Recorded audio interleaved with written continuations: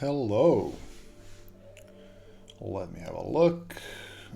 Stream seems to be okay. Sound seems to be okay.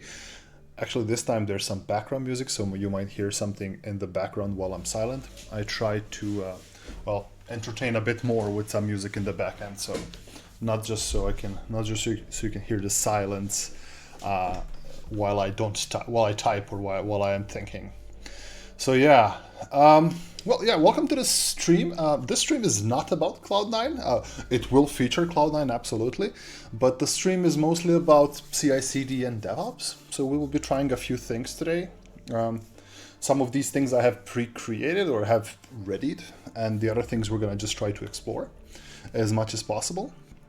So again, this is all part of my bi-weekly streaming attempts. On Tuesday.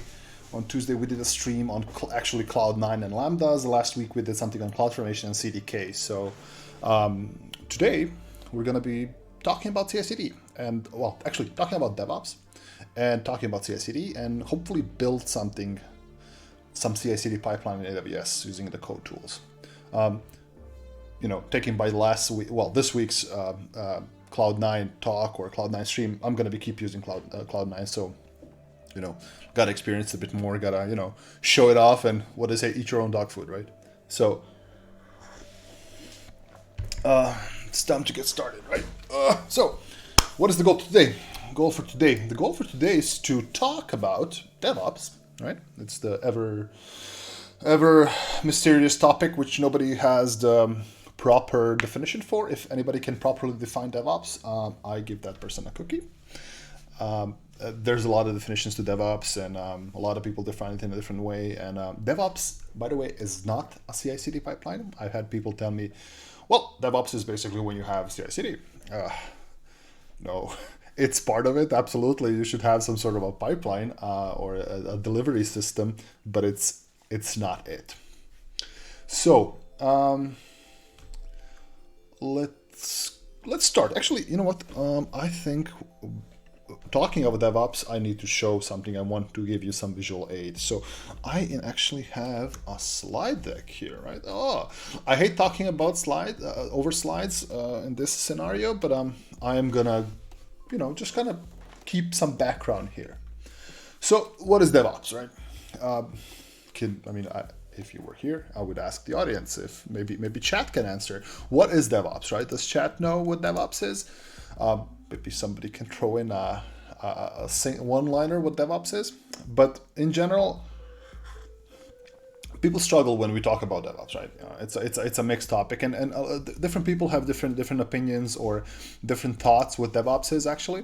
But at Amazon here, what we like to say when we talk about DevOps is it's a set of cultural philosophies, practices, and tools. Oh, I see somebody's here to learn what DevOps is. Well, welcome to the right place, hopefully. So DevOps is definitely tooling, right? You need some tooling like CI/CD pipelines and all the infrastructure as code love and all the testing and whatnots, right? But it's also cultural philosophies. It's also practices. You have to change your team, change the way you work, change the way you operate to kind of adopt DevOps, right? And this cultural part is actually the most difficult part, because coming from a more traditional background where, we would deploy software once every 3 months, and you would have a team designated for deploying and a team designated for building. And then, the developers would type their code, throw it over the fence to somebody else. Hey, build this code. And then once that code is built successfully or not, give it over to somebody else even, right? So you kind of start throwing the ball in other people's courts. Well, when you practice DevOps, you kind of own it. You own everything. You own, from writing the piece of code to actually deploying that piece of code, and at the end of the day operating it. So it's this really nice feedback loop. You write code, you write code, you deploy it, build it, /test it, whatever. You operate it, and you get the feedback, how it runs, and then keep iterating on your code constantly. So that DevOps culture, right? So this is where I talk about no more silos. There is, you don't have teams. Well, you not necessarily have teams in DevOps. There's no such thing, as this is just a development team, and this is the team for building applications. This is the team for deploying applications, etc., etc. I used to be in the team which deploys applications. So there's no more such thing that, hopefully, right? So everybody's doing everything. So, you have this shared responsibility where you kind of all work together, and you own things, you own your product. That's why when we focus about microservices, you don't necessarily own the entire stack. You own a specific subset of microservices, and you have this responsibility for building it, running it. What we say, you build it, you run it, right? And because we tear down these silos, we tear down these people, these barriers between developers and operations and whatnots, right? You have increased visibility through monitoring, through metrics, through these lovely dashboards on everybody's wall showing how good your product is right now, or how not good it is. So it's very clearly visible when we talk about it. When you do something, you see if you made a mistake. Everybody sees if you made a mistake, but you own it. You're there to fix it. So absolutely, one of the practices is moving away from monolithic applications, right? There's no big old stack where everything is running, and you want to make a change, you have to make a whole big change to everything. You kind of move away to microservices. You do smaller portions of your code. You do when you make a change, the change is less impactful, and also has is the probability to make much lesser problems, right, if you break it. So microservices are pretty important in this sphere of things, and it's one of the key parts when implementing DevOps. Absolutely, you can do DevOps without microservices, but it's more difficult. And the talk of today, right, the pipelines. So CI/CD, continuous integration and continuous delivery and deployment.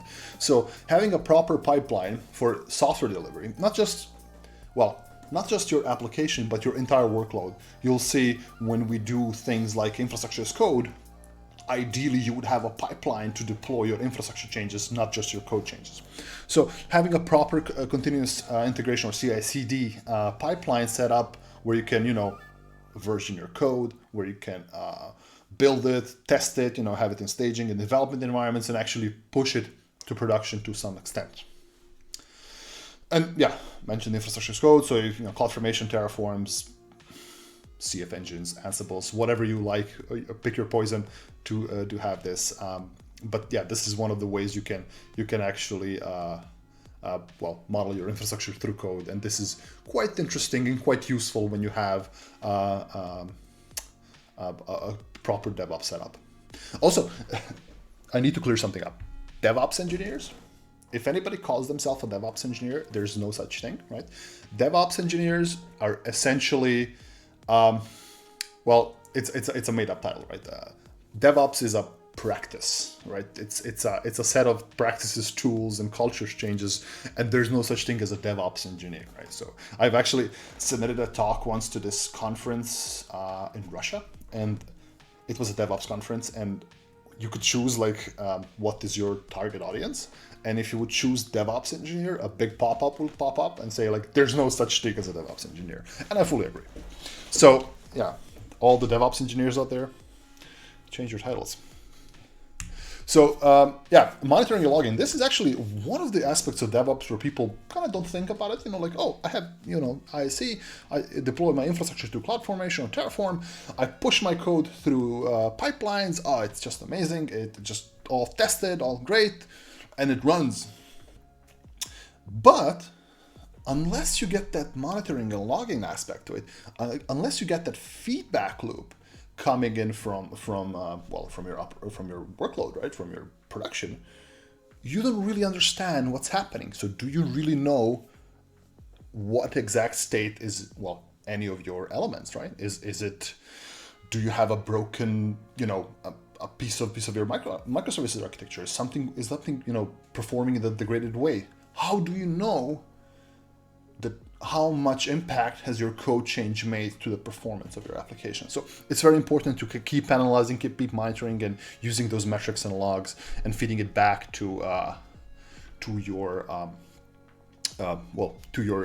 your system, and feeding back into the improvements of infrastructure and your application. So of course, the benefits of DevOps, I'm not going to talk about this. It's just hey, you know what, this is what DevOps brings you, blah blah blah blah blah. Again, all of these things are kind of self-evident, and it's let me actually hide my face. No, does this work? Yes. Okay. So basically, improved collaborations. You're much faster. You can speak with your colleagues a lot more. You can have this connection. Implementing new changes is much more connected. You can scale out.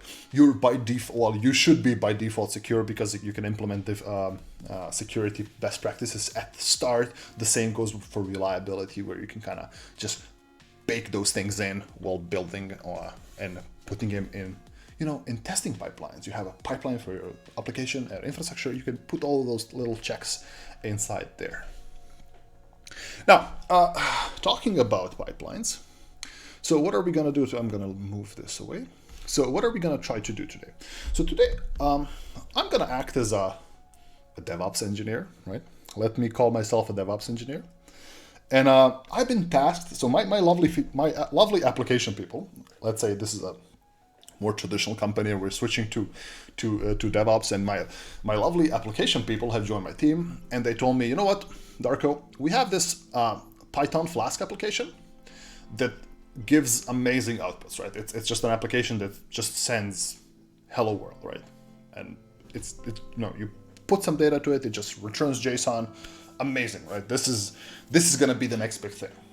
And they told me we want this to run on the cloud. So me going in, okay, all right, let's have a look.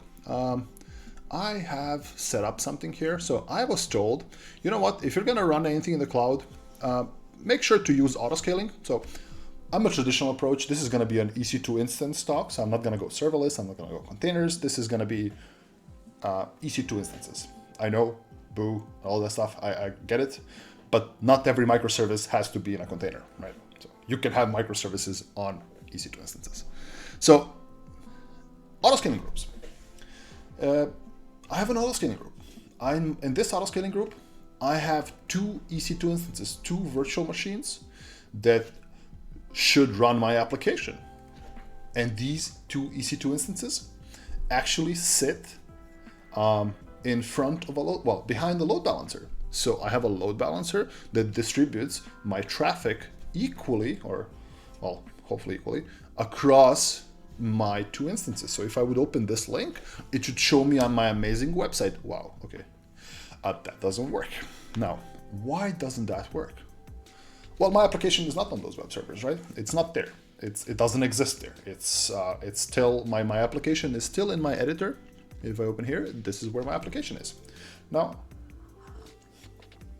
in a traditional sense, or how I used to do it, almost 10 years ago, I would, go into the server. Let me just jump right in.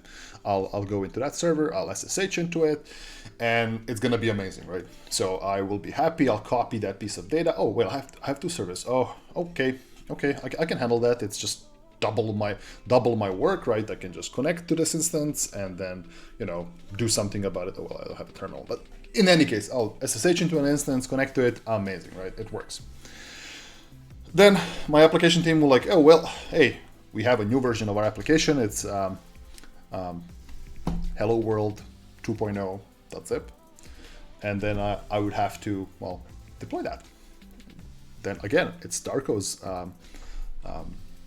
requirement that Darko, again, myself, SSHs into every one of these instances, adds new pieces of software. That doesn't work, right? So we need to find a way to automatically do that, right? We need to find how can we push the software to the servers, and also we have to bear in mind this is an autoscaling group. So it might scale out if we have more load on our servers, right? If we have more people hitting our servers, might get more and more EC2 instances here, and all of those EC2 instances would have to have the same piece of software. So how does one go to the new console? I want to see the new console. Yes. So how does one do that, right? So one of the things we have at AWS is a set of tools that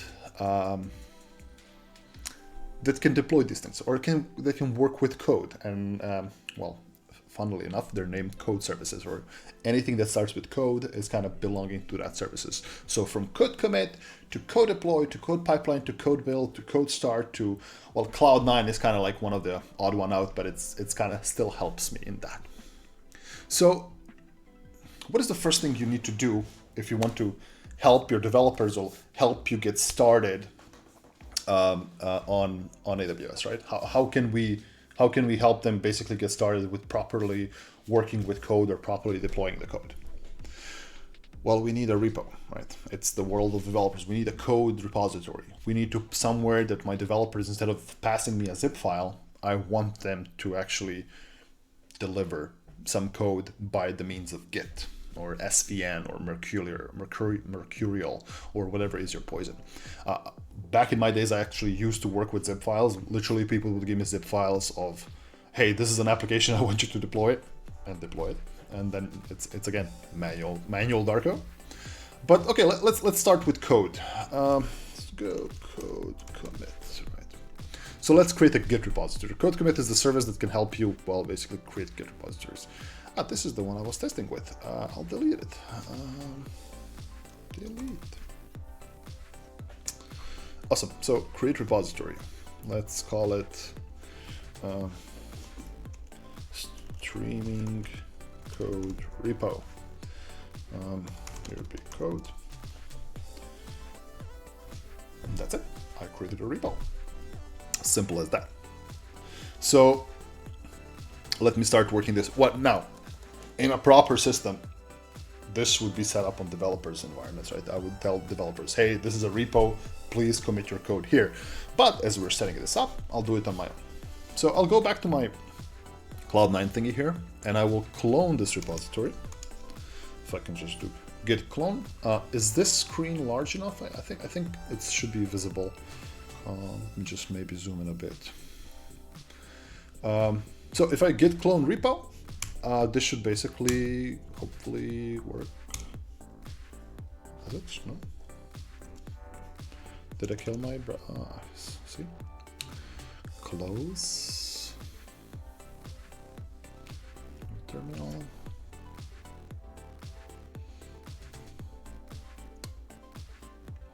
Did I manage to break my my Cloud9 instance? Oh boo.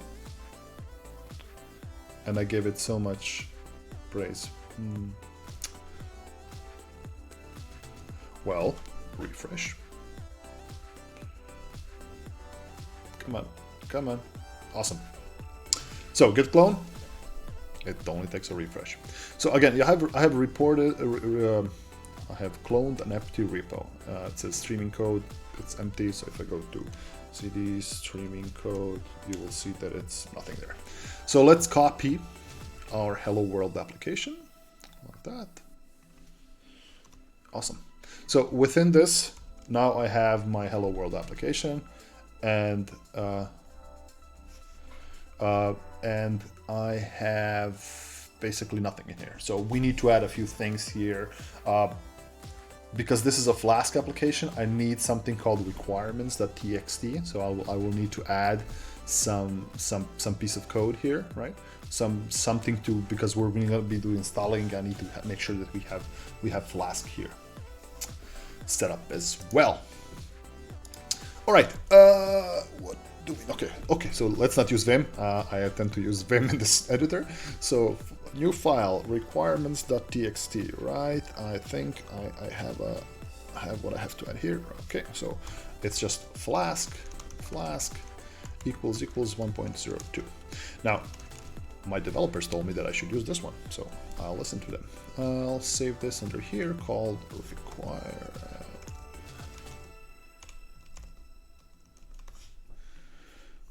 Cool. Awesome.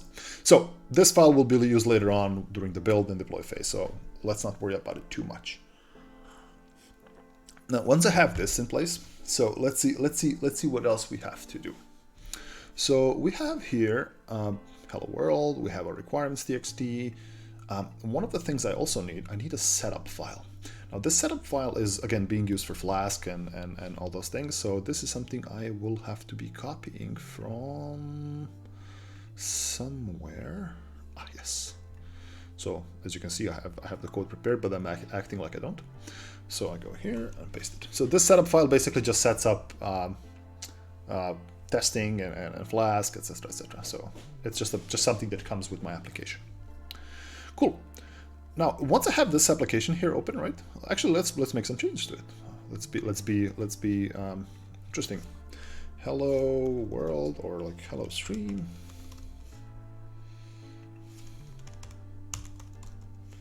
Cool. Amazing. What do we need to do now? Once we have made some changes, we have added some code, what do we need to do now? Well, we need to commit that code to my repo. So I can just do git status, and you can see that none of these files are added. So if I git add, I can just do this and git commit. Now with git add, I have actually added the files to the repository, but I need to commit them or commit changes to them by using the git commit command by saying commit messages are hard. And now in order to push them upstream or to push them to my repo, I need to do the git push origin master. Now always push your code to the master branch. Don't. It's a joke. Don't ever push your code to the master branch in production. Create separate branches if you want to do different things. This is just a test. So listen to me, but not too much. So now we have added our code to our branch, and if I go here, oh Jesus, that's huge. So if I go here and hit refresh, you can see that we have some code, right? We have hello world, we have requirements.txt, we have setup with py. Oh, one more thing, and this is just a good best practice because, and you'll see this all over like GitHub and any repo. You need to create a README file. Create a README file so you kind of know what's in your repo. And this is a markdown file where you just say, you know, super amazing hello world workload. Please deploy. Awesome. So I saved it again. Git add README. No.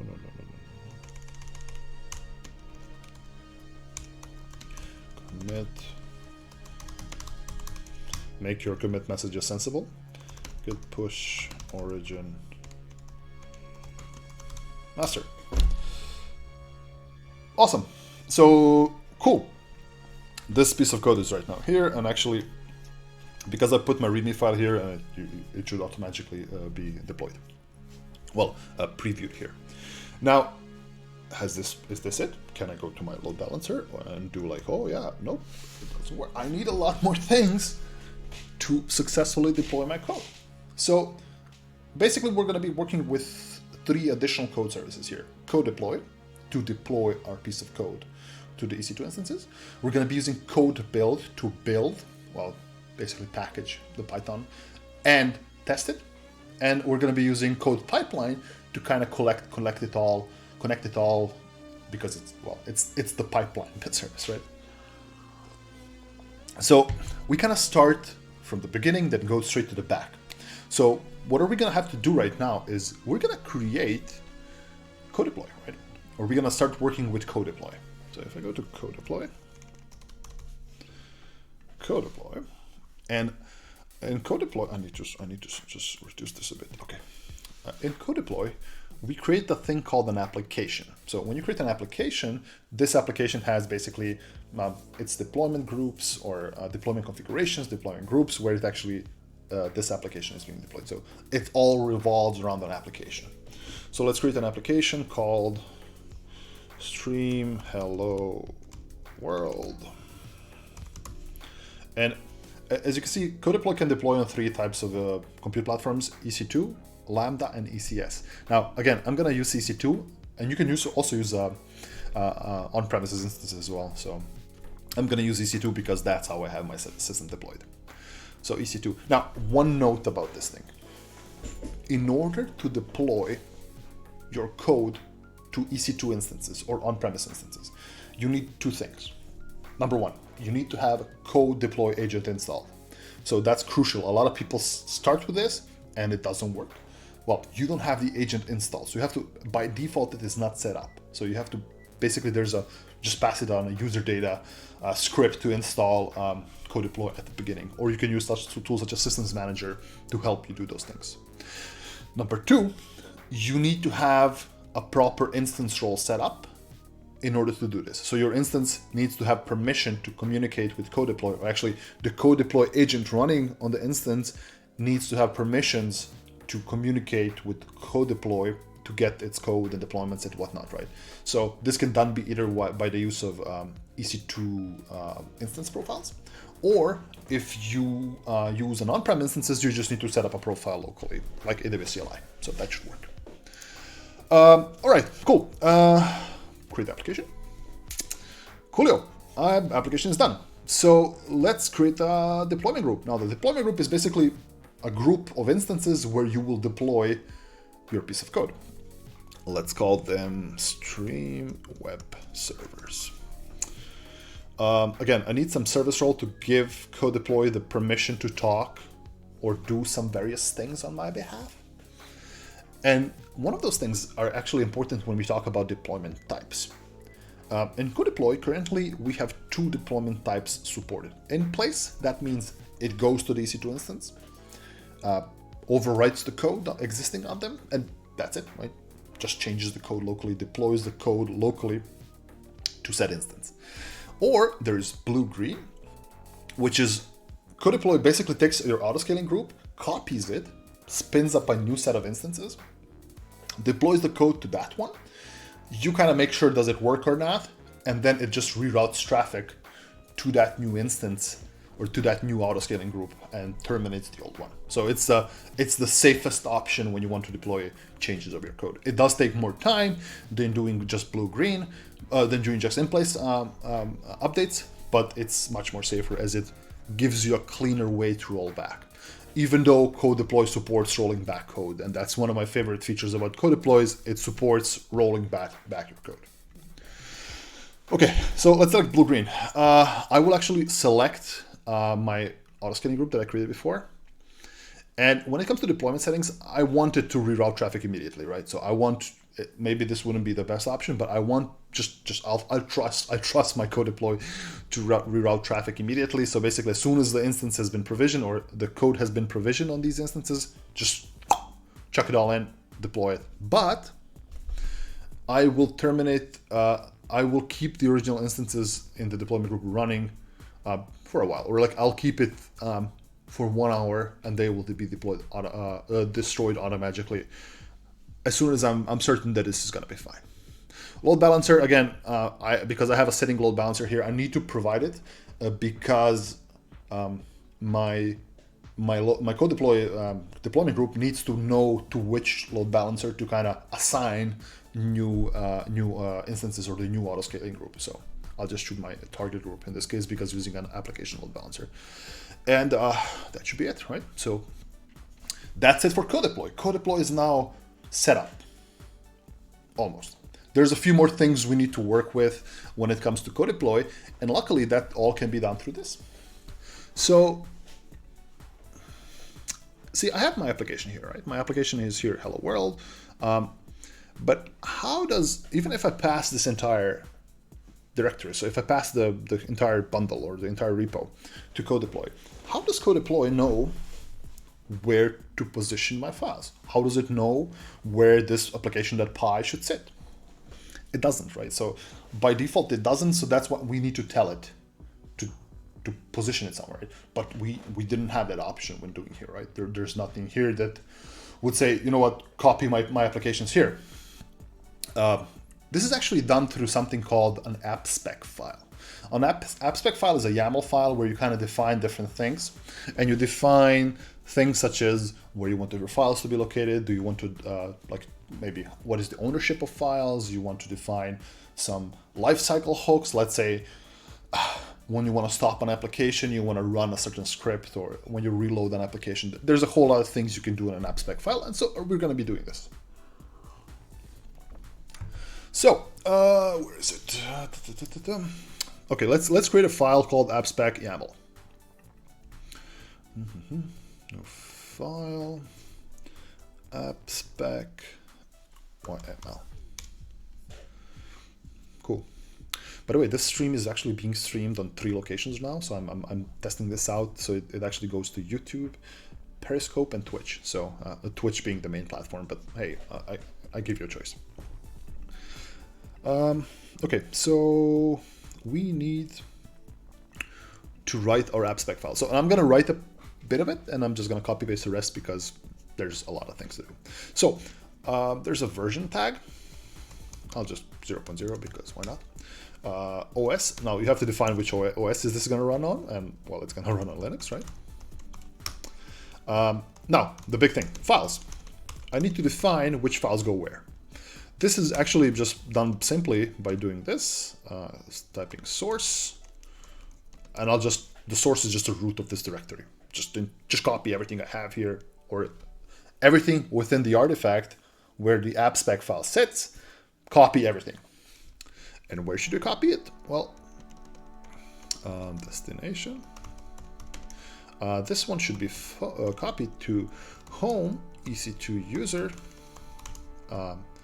Python Flask service. So this was given to me by my applications team. Hey, this is where your files should sit in order for them to run. All right, I'll trust you. And I mentioned before that we have something called hooks, right? Or lifecycle hooks. So this is where we can set up certain scripts to, maybe configure certain aspects of this instance before the application is being installed, or how do you start a server, or how do you stop a server.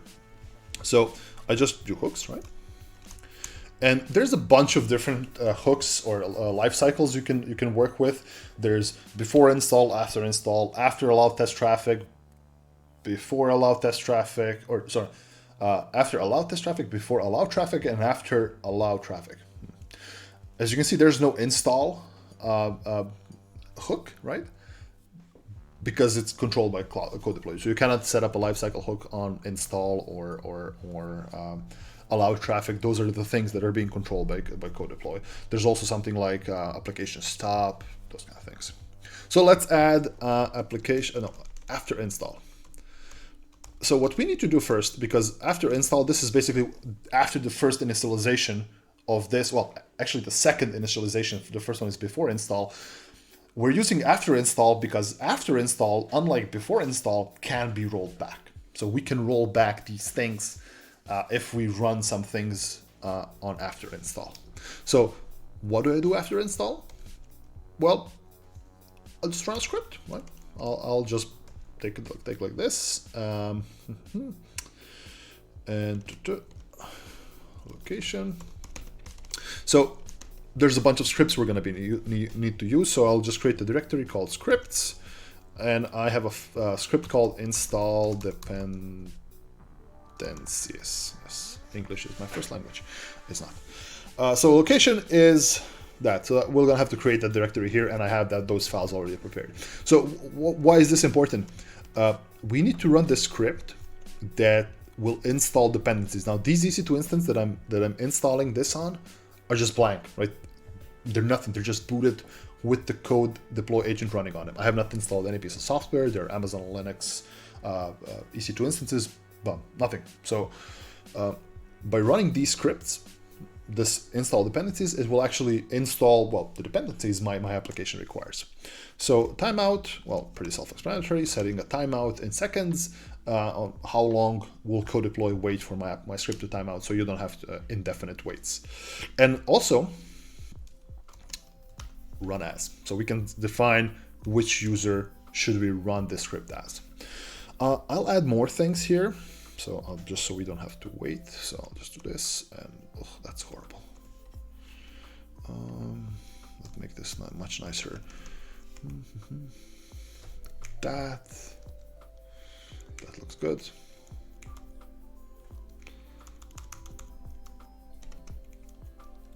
And that, and that, and that. Awesome. So we have 2 hooks here with 3 scripts, right? Install dependencies, start server, and application stop is basically a stop server script. Now these scripts, as you can see here, I should have them here. Do I don't. But I have them here. Cool. So all these scripts, I'm actually going to copy this directory like that and paste them here. So these scripts are basically, installing dependencies, installing supervisor, because we are running this application through supervisor. It installs, sets up virtual environment, runs the pip install requirements, runs the setup file, and all those things. So the install dependency is pretty self-explanatory. Start server, again, goes into the virtual env, runs the supervisor with the specific supervisor deconfiguration file. This is not a stream on supervisor. I'm not a big expert on it, but this is how it's basically ran. And the last one, well, is the sub server. It will just kill supervisor. So when you have to stop the server, one of the lifecycle hooks on code deploy will be to stop the server. So what basically will when the deployment starts, just kills the application and keeps on deploying. Okay. So we have our scripts. We have our app spec file. We are ready to, we have enabled code deploy to do something with our application. So now if I pass this on to code deploy will actually know how to deploy this application to my EC2 instances. So I have added scripts. I have added my app spec file. It all looks good. What do I need to do now? I need to add them to my repo. Git add all, git commit, code deploy, magic, git push origin master. Awesome. That's cool. We have done this, right? Now, what are the two things we need to do here? I mentioned we are missing two more services. We are missing code build, right? To build and test our code. And we're also missing code pipeline to actually take this piece of code from, your repository to build, to deploy, and whatnot, right? So we need that glue to make it all work together. Where can we do that? Well, code build is here, and the pipeline is here. Now there's a slight twist here. So instead of going to code build and building or creating a code build project where you actually define your build settings, I'm gonna do it through pipelines because you need to define like a source for code build, and the easiest way to do it is through pipelines, so we can make it all work together. So I go to pipelines and let's create a pipeline, right? So stream pipeline. I'll just let it create a new service role, make sure all of these things are like that, doesn't really matter. I need to move my face because I almost don't see the next button. So default location, all that stuff is fine. Let's start with the first source stage, or what the first thing we need to see here. The source stage will be in code commit. As you can see, there's a bunch of other options. We can use ECR, we can use S3, we can use even Bitbucket and GitHub. All the things I've done here can also easily be done through GitHub, but why not code commit? So code commit, and I'll just pick my repository that I've created before, and I'll choose my master branch. So any changes to my master branch will be automatically picked up by the code pipeline in this case, and it will, well, something will happen to it. So I'll just do that. Click here, okay. The build provider, in this case, we only support code build and Jenkins. I don't have a Jenkins setup right now, so I will be using code build in this case, but you can easily do the same thing with Jenkins, because Jenkins has all the plugins you need for code deploy and code pipeline and all those things. So choosing code build, I'll use my region currently where I am at. So this is where the code build fun starts. You need to create a project. So if I click this button here, oh, that's huge. Let me just resize this a bit. Like that. Okay, let's give it a name. So streaming builds. A bug. What kind of bug?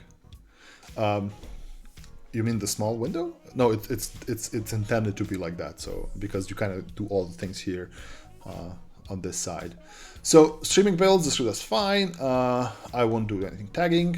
I will use a managed image. So in essence, what CodeBuild does, CodeBuild basically runs a Docker image or a container somewhere in the background with the artifact you give it. It runs a specific set of commands on it and just spit something out, right? So you can have managed images that are provided by us, or you can even provide your own custom image if you have some specific a development environment that maybe our images do not support, or you need something very specific for your own use case. For me, I just have a simple Python thing, so I think it should work. You can choose between Amazon Linux and Ubuntu. I'll choose Amazon Linux.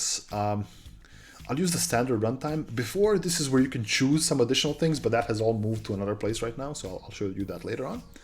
And also the image, this is kind of the version of the image we have available right now. So I'll select the 2.0 because I've been trying it with 3.0 and there was some, I wouldn't say a bug, but it takes a while for it to launch. So it's a bit slower for some reason because it was just released recently, so it has the latest snapshot.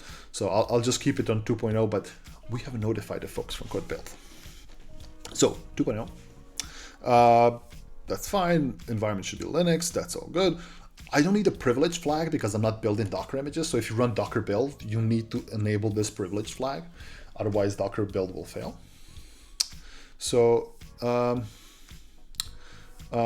create a new service role, that doesn't matter. You can do some other things such as, timeouts and certificates and what kind of build size you want. If you have some massive Maven builds, you may want to give it a bit more RAM. And you can also pass environment variables. So this is very important.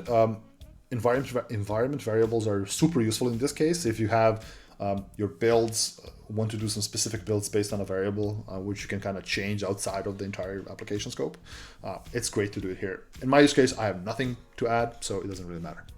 Now, this is where the fun comes. I can use a build spec file, or I can insert build commands here. But let's use a build spec file. So build spec file is the same thing as an app spec file. It's a YAML file that basically stores a set of commands or instructions how this piece of code should be built. It's super similar, and it also sits in the same directory, or you can kind of specify it here, right? In the directory of your application. I'm going to use just the build spec file, so it will look for the build spec file in the root of my directory of CodeDeploy. Cool here. So CloudWatch, that's all good. I'll just leave it there. I don't want to set up any group name specific. It's gonna push logs to CloudWatch anyway. Cool. Continue to code pipeline. Just takes a moment.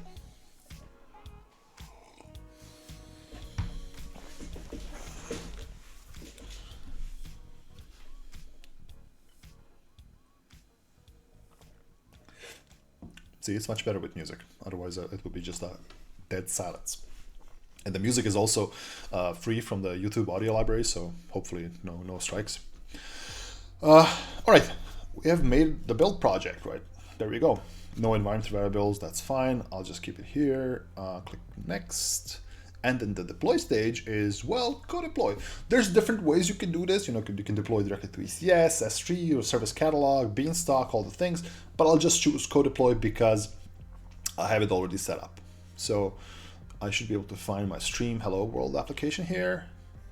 And my deployment group should be stream web servers. So this is, I basically told my pipeline, hey, you know what? Deploy my application here. Click next and create pipeline. This should create my pipeline. Now, once this is done, it will actually kick off the deployment, which I'm not a fan of, right? So I have not seen an option where you can select, hey, don't release, because right now it will pick up the source, it will go to build, but it will fail because I'm missing a build spec file.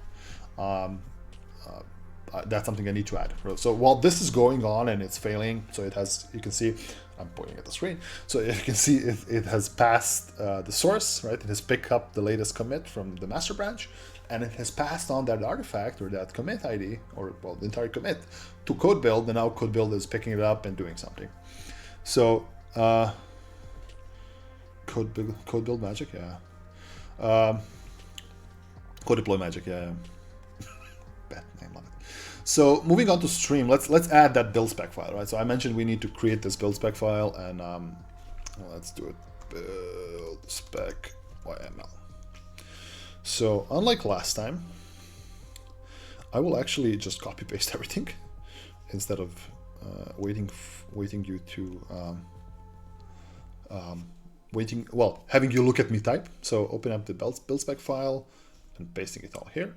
There you go. So what this in essence does, I need to change the version to 3.8.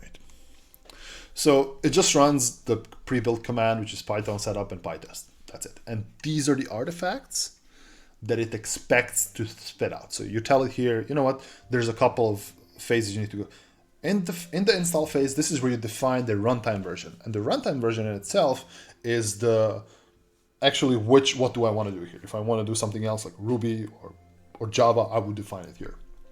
So here I basically just run unit tests. Simple as that. So code build in this case is used just for testing my code. So if I go back here, this should have been failed, right? So it has failed. If I check the details here and go to code build, I should have a really nice big failure here. And the big old log file, it says YAML file error, YAML file does not exist. So it's actually looking for build spec, and well, it doesn't exist. So this is what we need to edit right now. So going back to this thing, let me have a look at, do we have everything here? So we have our setup PY, we have requirements, we have our scripts in this case. Cool. We have hello world here. Cool.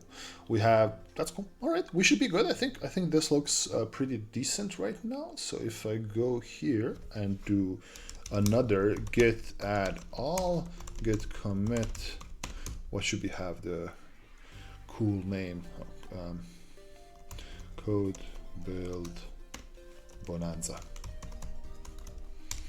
And git push origin master.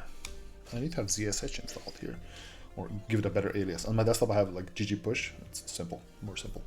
So now what will happen here, if I go here, in a couple of, minutes, or a second or so, you should be able to see the source code being triggered. This gets triggered when basically there's a CloudWatch event that triggers, hey, there has been a commit to this branch. There you go, it's already done. We haven't even seen it. And the build is starting now. So if I would go to build like this, and as you can see that currently it's in progress, and the phases you can see submitted, queued, provisioning. So it's actually provisioning the container for it to work. Okay, cool. Now it's running these phases, and actually you can actually see those things here in the log. It's running this Python setup py test here, searching it's doing all the stuff it needs, and it has failed. Okay, why has it failed? Error, why executing? No tests ran. Here's an important part. When you want to do testing, please make sure to include your tests. So if I go back here, as you can see in my the setup.py file is actually running PyTests, and PyTests is looking for a test directory where I have it some here, right? I have it here, cool. So if I paste my test directory here, you can see that my test is here, and voila, right? So I have forgotten to put this little tests directory or the test files here, and it wouldn't work. Again, back to the drawing board. Clear, git commit or git add.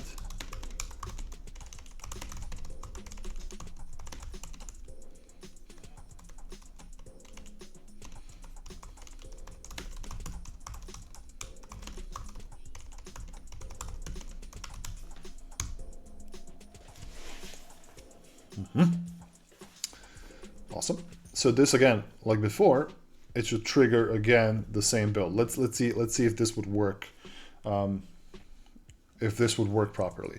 So now a bug was not in my application, but the bug was in my testing setup. So I've failed some things when it comes to testing.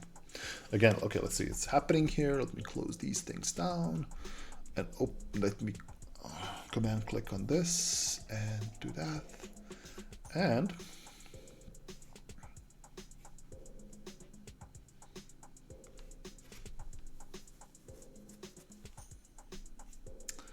Come on. What is the phase? It's currently provisioning. Okay, 20 seconds. Now I should start seeing these log lines. So you can see here. Okay, awesome. Running build next, cool. Now it's doing all the stuff. Test failure, okay. Aha! Now, the test has actually failed. So this is a success, even though it's a failure. So my tests were expecting that my application will throw out a hello world. So I've written a unit test that says, hey, your application output should be hello world, and my actual output is hello stream. If you can see here, the assertion here was not successful because hello stream is not hello world. So ergo, my test has failed. I have not broken my production. So this is why you should have tests, people, right? So you need to have some sort of a test in place that you can keep testing your code. Let's not change our code. Let's change our test. So hello stream, awesome. Again, git add.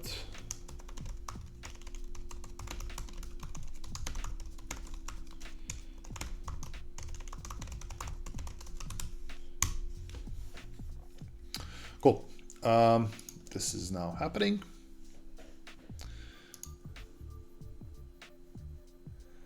Okay, now if I have a look here on this, again, you will see the same situation as before, right? So this will be triggered, and then the build should start as well. Let's have a look. Come on.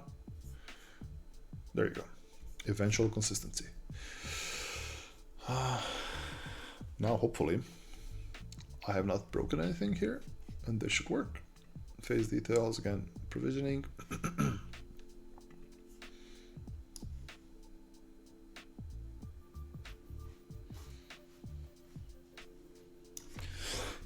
Okay, it's building.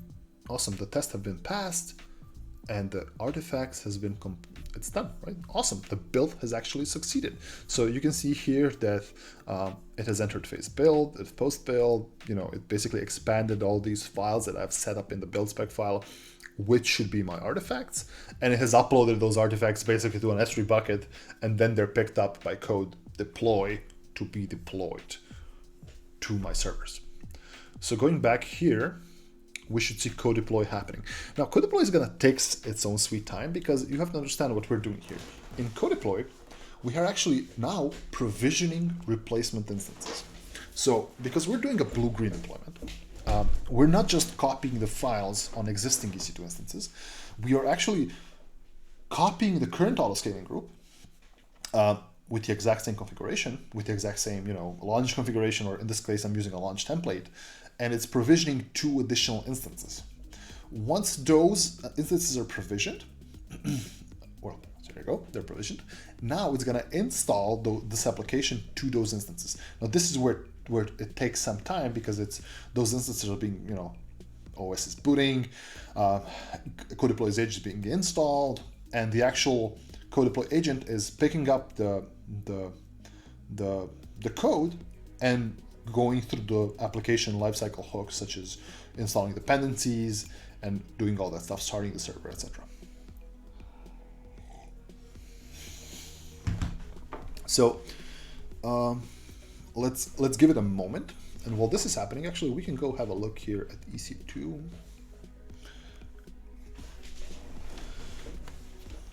If we go here and have a look at autoscaling groups, you will see something funky. You will see another autoscaling group. Wow, see, there's a code deploy autoscaling group. Please go to the new console. I told you already, thank you. So, so you can see here that we have a new autoscaling group with the exact same launch configuration or a launch template. And it's basically now has launched EC2 instances, see? And they should be already healthy. See, these 2 EC2 instances are now healthy. And we're just waiting for code deploy to finish this. Now, once that is complete, what will happen is these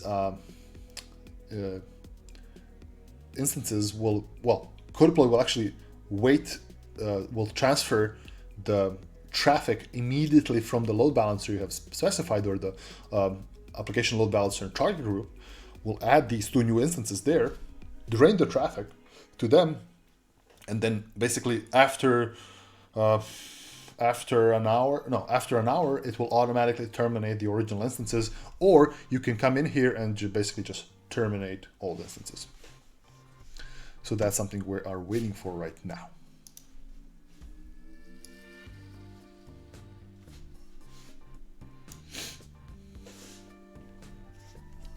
This is the boring part of this talk, right? Of this stream, is we are still waiting for these instances to show up, and this is why people do demos with containers or Lambda, because it's, well, almost immediate. And if I look at the instance system log, I believe it should be already up. Oh, it's not yet, so it's still missing a log. So it still has not configured itself fully. Oh, there it is. Cool. So it has finished installing applications on the replacement instances. So what now will happen, it will reroute traffic to the two replaced instances. So it does the connection draining and it does all that stuff for you, right? I have a question, Chad. Do you have a fixed date and time for streams? So my goal is to have 2 streams a week on Tuesdays and Thursdays. Maybe a Friday, depending on what's happening on Thursday. But it usually should be either at 3 o'clock or 3 o'clock or 4 o'clock CET, so Central European time. So that way, I can kind of have folks from the US, from the West Coast join in as well, and from Europe and from India. So that's my goal. The next stream will happen on Tuesday. I still don't have a topic. I think I may have an idea what I want to talk about, but feel free to suggest something if you have an idea of something AWS development / management tools, developer experience related. I'm super happy to talk about it. So basically twice a week. So rerouting is happening right now, and it will take a moment, right? Again, that same thing. Now, it will be using the same load balancer endpoint. So in a couple of there you go. It says already rerouted. So I've just refreshed my my load balancer in this case, right? And I have this application. So it has been deployed to my servers through code pipeline, from code commit through code build, and then to deploy automatically, right? So code deploy is again still eventually consistent. So it will show this rerouting traffic in a moment. I believe it's draining all the connections, or it's just waiting a certain amount of time for it to be done. Once this is done, I will have a big old orange button here that will say terminate connection. Terminate old instances or original instances, and this is where I would actually just, terminate them all.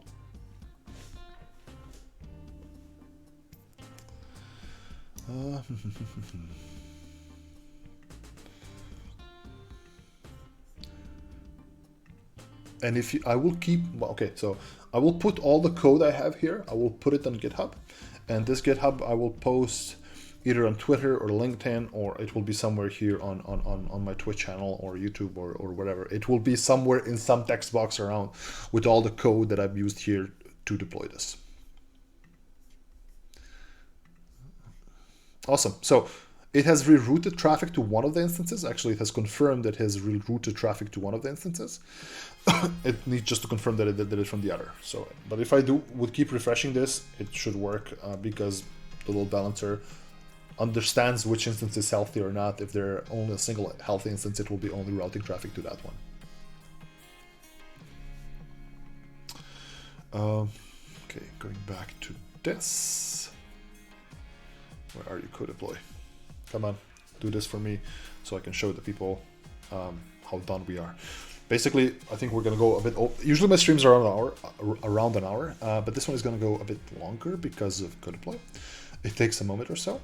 But we should be wrapping up pretty soon. So yeah, I just want to show the termination of all instances, and basically you can see that it takes a longer time with code deploy to EC2 instances because it does all of this stuff. If we would be choosing the in-place deployment, it would be much faster because there would be no need to provision and reroute traffic from old to new instances. So It's much more faster if you do in place instead of blue green. But blue green at the end of the day is a bit more safer because you still have the old architecture running, and it's easier to switch back to an old version if you consider it not to be very good.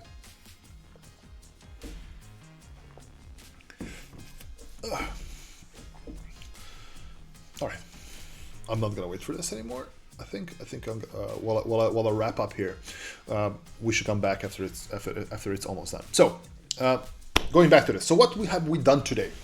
So we have taken a piece of code that was provided by my developers, right? Just a simple Python application written for Flask. We have implemented a lot of things which DevOps related, right? Where we actually put this piece of code in a Git repository, right? We use code commit where you can version control, where we can do a whole bunch of things there. We put that code through a pipeline to a build service called cold build that will actually test our code. It will run, PyTest against it based off the test we have written here. We just expect a certain output for our application. Then we have taken that code from code build, the actual built and tested code. We have taken that piece of code and then pushed it through code deploy to an EC2 instance or to an auto-scaling group with a blue-green deployment. That means code deploy spun up another set of EC2 instances, deployed the code to those ones, and then reroute the traffic to it, giving us a relatively safe way to deploy new code to a brand new set of instances. And it's all automatic, right? So Darko did not have to log into an EC2 instance to do something. Darko had to just git push, and it's all done, right? Hopefully this would basically work with your developers where you can just give them, hey, you know what, just git push your code, and it should all magically go to the production with all the set of services and in place, right? As you can see, this is still not done, but it takes a moment, I guess. Also, this works much faster when you do something like Lambdas and microservices. A question, Goran, what do you suggest as best strategy for a monorepo having multiple projects, Lambdas, microservices? So my advice for you would be to have multiple repositories, right? Having a single mono repository for everything can get really messy because you have a lot of people committing to that repository, and each commit could potentially trigger a pipeline, right? A pipeline execution, and that would kind of maybe cause a lot of problems when it comes to conflicts or delays in actually deploying your code, because they have to wait until the code is deployed, or it has to go through the entire pipeline for the next commit to go through it. So I would definitely keep, especially if you're doing microservices, there's no reason why not to keep a single microservice in its own repo, because that way you can have all the testing files, all the things. When I say about Lambda, I mean maybe a collection of Lambdas, right? So again, it should be people who own a set of Lambdas, right? When I say a microservice, it's not just a single Lambda; it's a collection of Lambdas that do a set of things, right? So a microservice in itself, it's a very fuzzy border, right? But it's not. I wouldn't put like a whole monolithic application in a single repo, because that would just cause a lot of different things, right? Each team, each microservice owns their own repo for that microservice. Because again, that single microservice can be used on different things, right? Can be used with different projects, with different workloads, right? And there's no reason for it to have it sit in a single big repo, because you can have it on multiple ones, right? Oh, there you go. So just to show here, all the traffic has been rerouted. It's on the new instances, right? What I can do right now is terminate the old ones, and this will just kill my old auto-scaling group. How about branch per sub-project? Well, you can do branches as well, right? So because usually pipelines support branches where you can deploy certain things in a branch, but again, I wouldn't do it through branches. It gets pretty much complicated. I would use branches for testing and features and those kind of things, because you at one point want to merge back. So I would still keep a separate repo per project Like I give you an example. It's a non-production example, but like I have a laptop. I have a Linux laptop with a whole lot of .files, right? All the configuration files I have, and at one point I wanted to keep them all in a single branch, in a single repo, with multiple branches depending on which laptop I use. I have multiple ones because some of them have different configurations. That didn't turn out too good because the branch confusions was okay. I managed to get it work, but it got pretty confusing pretty fast, right? Because when you want to merge a branch to this and that, so sometimes it can get a bit complicated. So again, unless you have some sort of a limitation when it comes to the amount of Git repositories you can create and operate, I would go for a Git repo per microservice per team. Let's call it that way. I wouldn't say a Git repo per Lambda function, or not even a Git repo per a single Docker container, but per microservice, per logical grouping of code that does a certain thing, right? So let's call it that way. Awesome. Let's have a look. So yeah, that's pretty much it, right? So you will be able to see here now if I go to my autoscaling groups, it should be only one. That's it. I have deployed successfully my piece of code here. If I would like to do something like, if I would like to make a change to my piece of code, I can just, change my test and change my code, and it should all go through the pipeline itself safely and tested. It should be tested. It should be all safely pushed to my EC2 instances. Now, what could we add to this a bit more? We could add potentially like a manual approval process, right? So you can add a thing, for example. Let's do that right now. Let me just zoom this out a bit. I can add a stage here, right? Saying approve,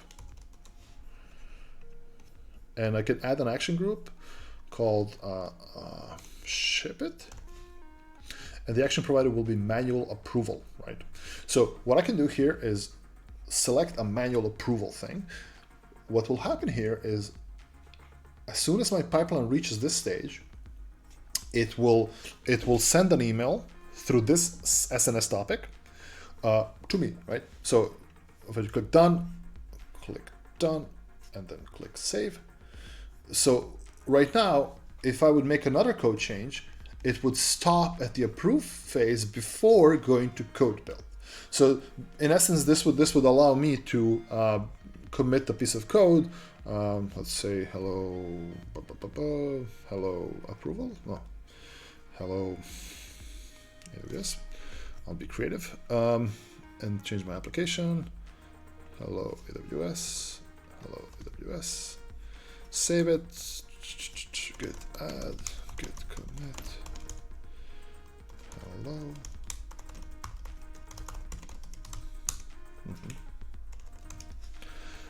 Now, what would happen here now is the pipeline itself would stop here. I would receive an email saying, hey, there's an approval that you need to review for a code pipeline thing, right? So I believe I can open it here as soon as I get the email. And then it will not automatically go through the pipeline unless I say, yep, ship it, that's fine. Let's just wait for this to show up, and I will let you go on your way. By the way, this will be recorded on Twitch, and it will also be recorded on YouTube.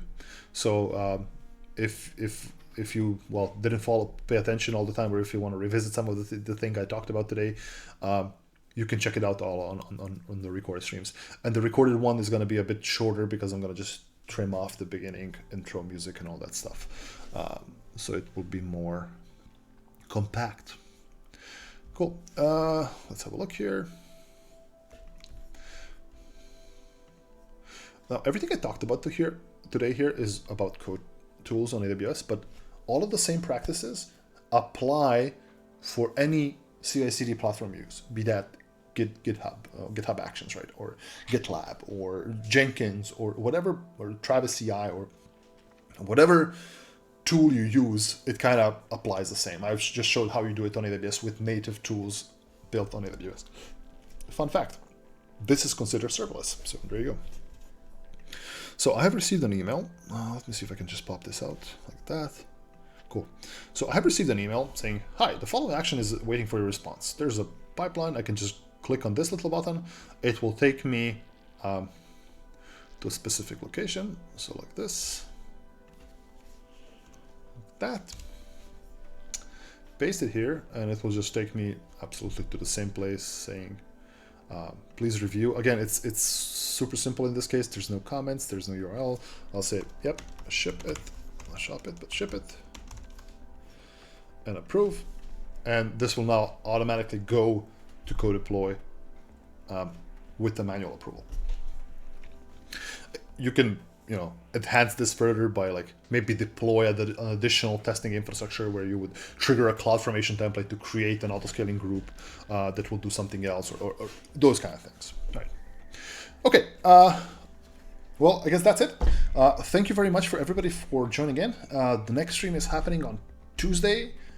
What is that date? It's the 24th of March at the same time, so at 4 p.m. CET. The topic, still I don't know what it's going to be, so I'll make sure to put it on Twitch and put it on Twitter and LinkedIn and whatnot. Do join if you want, and please feel free to send some feedback if you have any. I am looking forward to a lot of people joining this, and this stream thing is kind of kicking off, and I have much more viewers as each time I stream. So thank you very much. Have an amazing weekend and stay safe at home. Don't go out too much, wash your hands, and drink a lot of water. Thank you very much. Bye-bye.